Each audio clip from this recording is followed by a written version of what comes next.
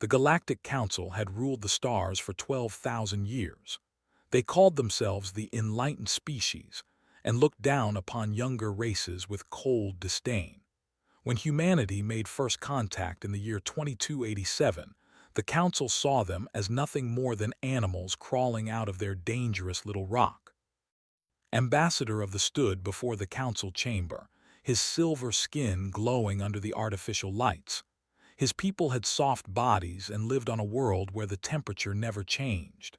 They had never known storms, earthquakes, or predators. To them, Earth was a nightmare planet where everything wanted to kill you.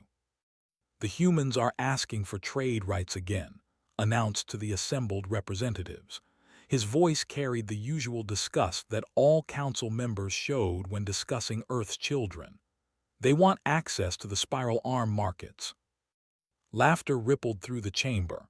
High Counselor, a being of pure crystalline structure, made a sound like breaking glass. Let them ask. We have them for 50 years. We shall deny them for 50 more. Have no place among civilized species. The representatives from 100 worlds nodded in agreement. They had all heard the stories about Earth, a planet with crushing gravity, poisonous oxygen atmosphere, extreme temperature shifts, and liquid water that fell from the sky. The creatures that evolved there were built for survival in the most hostile conditions imaginable. Such beings were dangerous and unpredictable. What the Council did not know was that humanity had grown tired of waiting. Captain stood on the bridge of the UES Defiance, the first human warship built entirely from reverse-engineered alien technology. She was a tall woman with dark eyes that had seen too much rejection, too much alien contempt. Behind her, 300 more ships waited in the darkness between stars. "Status report," she ordered. Commander James checked his console. "All ships are in position. The Council has no idea we are here. Their sensors cannot detect our new stealth systems." Allowed herself a small smile. For 50 years, humanity had begged for scraps from the galactic table. They had asked politely for trade agreements.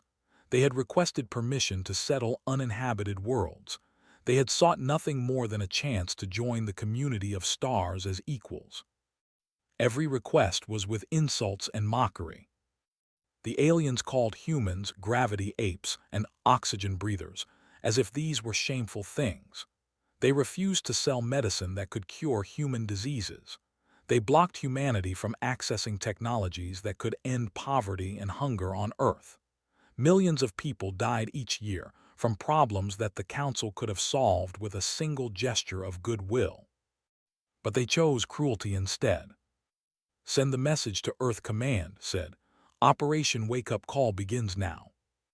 Across the galaxy, humanity moved as one. The Council had made a critical mistake in their arrogance. They had assumed that because humans came from a dangerous world, they must be primitive and stupid.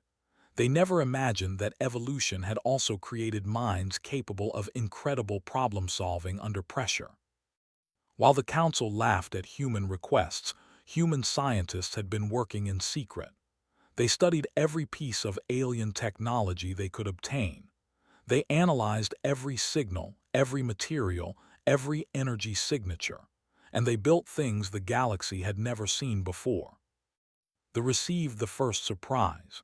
A human stealth ship appeared directly above their capital city, something their scientists had declared impossible.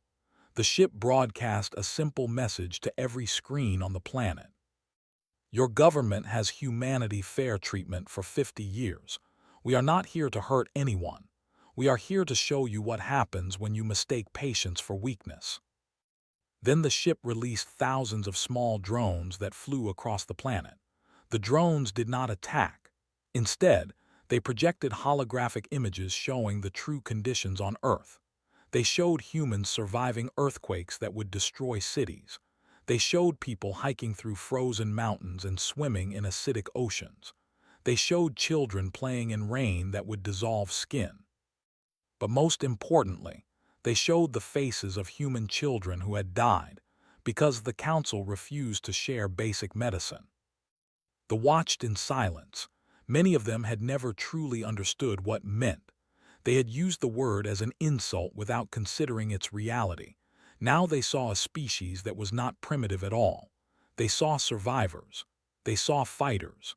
They saw a people who had earned their place in the stars through struggle that no council race could imagine. On the crystalline world of the something different happened. Human ships appeared and used focused sound waves to play music across the planet's surface. The crystalline beings had always prided themselves on their perfect understanding of harmony and vibration. But human music contained emotions they had never felt. It spoke of loss and hope, anger and love, struggle and triumph. For the first time in their long existence, they wept. They had not known they could weep until human songs touched something deep within their crystal hearts. High Counselor himself stood in his garden as the music washed over him. A human voice sang about never giving up, about rising after every fall, about finding strength in the darkest moments. He suddenly understood why these had kept asking for entry to the galactic community despite decades of refusal. They simply did not know how to quit.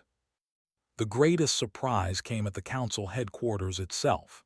50 human ships appeared around the station, their weapons charged and ready. But they did not fire. Instead, Captain transported directly into the council chamber using technology the aliens did not know existed. She stood alone before the representatives of 100 worlds, wearing simple black clothing and carrying no weapon visible. Guards rushed toward her, but she held up one hand. "I am not here to fight," she announced. Her voice was calm and steady. "I am here to deliver a message that humanity has been trying to send for 50 years. The guards hesitated. High Counselor gestured for them to wait. He was still thinking about the music that had made him feel emotions he did not have names for. Looked around the chamber at the beings who had caused so much suffering to her people. She saw fear in some eyes, hatred in others, and confusion in many. Good. They needed to feel uncomfortable. "You call us," she began. "You say this as if surviving makes us inferior. Let me tell you what being a really means." She started walking slowly through the chamber, meeting the eyes of each representative in turn. "It means that when the ground shakes beneath our feet, we do not give up. We rebuild. When the sky turns dark and fire falls from above, we do not surrender. We adapt. When disease sweeps through our populations, we do not accept death. We fight with every tool and every idea until we find a way to survive." She stopped in front of Ambassador, who tried to back away but found himself trapped by his own chair. "You live on worlds where nature is gentle, where the biggest challenge is deciding which flavor of nutrient paste to consume. You have never truly struggled, and because of this, you have forgotten something important." Leaned closer, and her voice dropped to almost a whisper that somehow reached every corner of the chamber. "Those who have never struggled do not understand strength, and those who do not understand strength always underestimate it." She turned back to address the full council. 50 human ships surround this station. 300 more wait near your. We could cause tremendous damage if we chose violence, but we are not here for war. We are here because we believe in something better than revenge. The council members exchanged uncertain glances. This was not what they had expected from Primitive. "We want to join the galactic community," continued. "Not as beggars asking for scraps, but as equals offering partnership. Humanity brings things to this table that no other species can provide. We understand hardship. We know how to overcome impossible odds. We have creativity born from million-year-old survival instincts." She produced a small device and activated a holographic display showing human achievements. Ships that could travel faster than anything the Council had built. Medical technology that combined the best of human and alien science. Agricultural techniques that could feed entire planets. Art and music and stories that could move even crystalline hearts to tears. "We developed all of this while you kept us isolated. Imagine what we could create together." High Counselor rose from his seat. The chamber fell completely silent. Everyone knew that his next words would shape the future of the galaxy. "You could have attacked us," he said slowly. "You clearly have the power to cause great harm. Why show mercy to those who showed you none?" Smiled, and for the first time, some council members saw warmth instead of threat in a human expression. Because being taught us something else. We learned that the universe is harsh enough without adding cruelty to it. We learned that cooperation helps everyone survive. And we learned that the strongest thing anyone can do is extend a hand to someone who once pushed them away. She offered her hand too. This is humanity's surprise. Not weapons, not revenge. Just an offer that we hope you are wise enough to accept. Join us in building something better than what came before. The High Counselor stared at her hand for a long moment. Then, slowly, he reached out with his crystalline appendage and accepted the gesture. The council chamber erupted in chaos as representatives argued and debated. But the decision had already been made in that simple touch. The galaxy would never be the same. Within 1 year, humanity had full membership in the Galactic Council. Within 10 years, human ideas had transformed medical care, food production, and interstellar travel across 1,000 worlds. Within 50 years, the Council itself had been reformed into something more fair and open than its founders could have imagined. And on Earth, in schools and homes across the planet, children learned the story of how their ancestors refused to let arrogance and cruelty define their future. They learned that true strength was not about destruction, but about building bridges. They learned that the greatest surprise was not violence but kindness.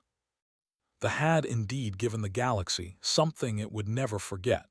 They had given it hope.